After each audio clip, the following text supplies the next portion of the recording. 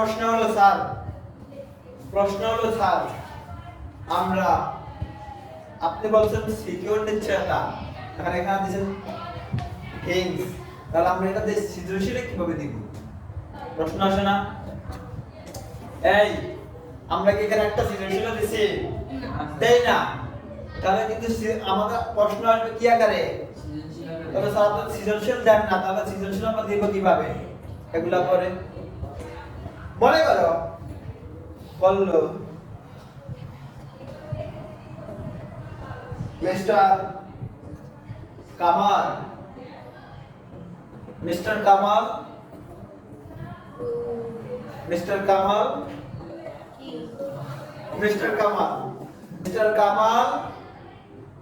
এক লক্ষ টাকার মধ্যে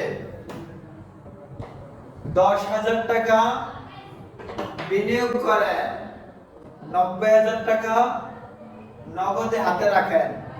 অপরদিকে মিস্টার জামাল প্রাপ্য বিলে 10,000 টাকা ভাঙিয়ে একটি আলমারি ক্রয় করেন।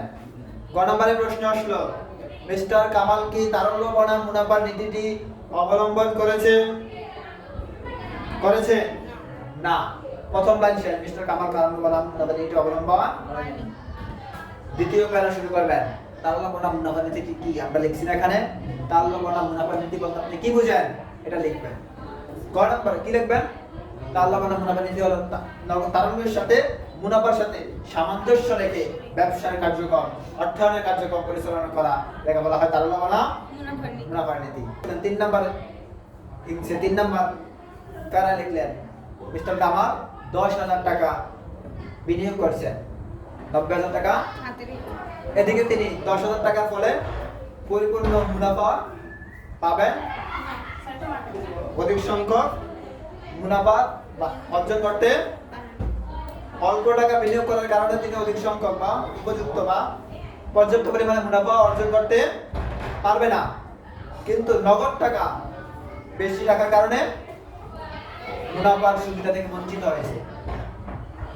অতএব তিনি তারল্য বনাম মুনাফার নীতিটি অবলম্বন। এতটুকু গুছিয়ে লিখলেই দেখুন দ্যাট সিস্টেম উপরে গেছে কি। গ নম্বরের প্রশ্ন আসলো, মিস্টার জামালের কোন নীতি বহির্ভুক্ত কাজ করেছে? মিস্টার জামালের কাজ করেছে কোনটি? 10,000 টাকা প্রাপ্য বিল ভাঙিয়ে আসবাবপত্র ক্রয় করেছে। কোন নীতির বহির্ভুক্ত? উপযুক্ততার নীতি। প্রথম লাইনে লিখে ফেলেছে মিস্টার কামাল উপযুক্ততার নীতির বহির্ভুক্ত কাজ করেছেন। খ নম্বর দ্বিতীয় প্যারা লিখলেন, উপযুক্ততার নীতি হলো এই উপযুক্ততার নীতি বলতে যা বুঝেন। গ নম্বরে লিখলেন মিস্টার কামাল কে তারল্য, এটা কি বলে? তারল্য খাত বা স্বল্পমেয়াদী খাতের অর্থ ভাঙিয়ে, স্বল্পমেয়াদী খাতের সম্পদ ভাঙিয়ে দীর্ঘমেয়াদী কি করেছেন? সম্পত্তি ক্রয় করেছেন, স্থায়ী সম্পত্তি ক্রয় করেছেন। এটি কোন নীতির বহির্ভুক্ত? উপযুক্ততার নীতিতে অন্তর্ভুক্ত নয়। 19 লিখে দিলেন, অতএব মিস্টার কামালের কাজটি কোন নীতির বহির্ভুক্ত? উপযুক্ততার নীতির বহির্ভুক্ত। এভাবে যদি গুছিয়ে লেখেন তাহলে কি নাম্বার কম দেওয়ার সুযোগ আছে? এখন গুছিয়ে লিখবেন কিভাবে যদি আপনি উপযুক্ততার নীতি কি এটা না জানেন? এই যে আপনি ভুল কথা বললেন, এই যে আপনি সৃজনশীল অ্যান্সারটা করলেন, কিভাবে করবেন? এই যে বললো কোন নীতির বহির্ভুক্ত, আপনি বলেন উপযুক্ততার নীতি। আপনি যদি উপযুক্ততার নীতিটা কি এটা না জানতেন তাহলে আপনি বলতে পারতেন? আমি গ্যারান্টি দিতে পারি যদি তোমরা এতটুকু মুখস্থ করো, এই যে এখানে এই ফিনান্সটা আমাদের 7 পৃষ্ঠা নাকি, এই 7 পৃষ্ঠা যদি মুখস্থ করতে পারো তাহলে তোমাদের অজানা কিছু থাকবে না তোমাদের বইয়ে। হ্যাঁ, অজানা কিছু আমি বলতে পারি থাকবে না। তবে একসাথে 8 পৃষ্ঠা মুখস্থ করতে গেলে, 1 পৃষ্ঠা কম করো, 7 পৃষ্ঠা, একসাথে 7 পৃষ্ঠা মুখস্থ করতে গেলে বাবা শেষে দিয়ে যাইলে প্রথমটা ভুলে যাবে। এই জন্য আমি বলি এক অধ্যায় একদিন শেষ করবে। আজকে প্রথম অধ্যায় এই মূল থিমগুলা, এই প্রথম অধ্যায়ের মূল থিমগুলা মুখস্থ করে ফেলো।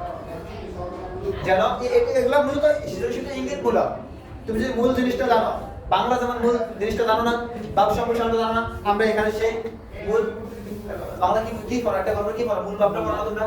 মূল ভাবটা জানা থাকলে সৃজনশীল অ্যান্সার দেওয়া যায় না। আমরা মূলত একটা অধ্যায়ের মূল ভাবটা দিয়ে দিয়েছি, মূলত একটা অধ্যায়ের মূল ভাবটা আমরা এখানে, ঠিক আছে? কাজেই এটা মুখস্থের মতো করে নেবেন, যেন তোমাদেরকে টোকা দিলে বাজে।